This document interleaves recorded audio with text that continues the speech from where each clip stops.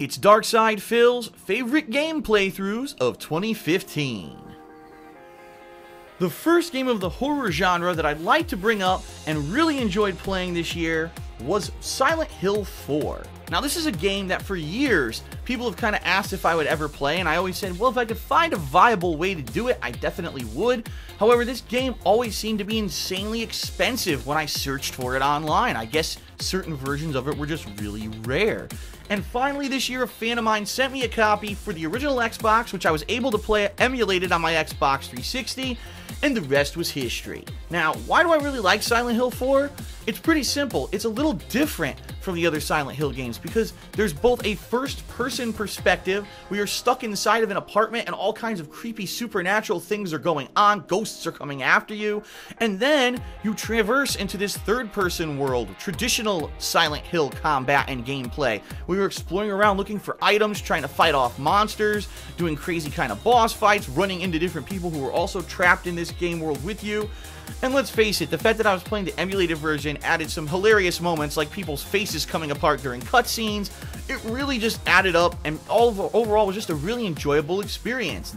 The fact that this really is the final Silent Hill game that people kind of claim was part of the great official numbered series, and that after this all the future installments kind of veered off the path of being good, I was happy to finally be able to experience it. I really loved it, every moment of it. I hope that in the future there will hopefully be Silent Hills game like this again, because let's face it, there aren't. Konami has dropped the ball, and we don't know if we're ever going to see survival horror like this again, but I digress. Silent Hill 4, one of my favorite playthroughs of the year.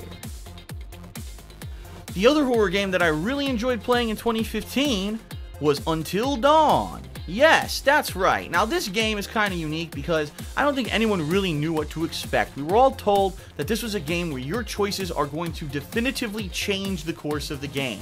That characters could live or die at any moment depending on what you decide to do, a la Heavy Rain many years back. And quite honestly, I did not get any information about this game before I played it. I played it completely cold turkey. In a rare turn, I actually had Stream Chat closed, so there were no spoilers to be had.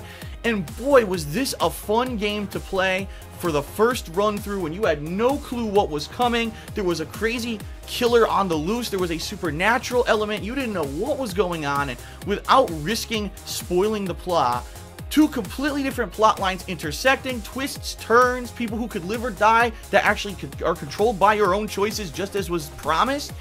And not only that, this game lends itself very well to a second playthrough. It really is kind of a homage to the B horror movie, and if you're a buff of horror movies and that kind of stuff, you're going to absolutely love watching and then playing Until Dawn for yourself. So if you haven't, you basically missed out on one of the biggest horror games of the year, one of my favorite playthroughs and probably one of my best playthroughs of the year, and you definitely should check it out because it is one of those opportunities when you get something that's completely unique in a game. It's not based off of any other cookie cutter kind of thing that's been in the past. It really was a great game. I enjoyed it. I hope that people who watched the playthrough have enjoyed it, and if you haven't, you gotta check it out. Definitely one of my faves, and gonna probably go down in the annals as one of the best playthroughs I've ever done, because that's what I was told when the playthrough was over with. Thank you for watching, and I hope there's more games like this in the future, because I love them. Coming up next on the countdown, let's talk about RPGs. My favorite role-playing games of 2015 are right around the corner.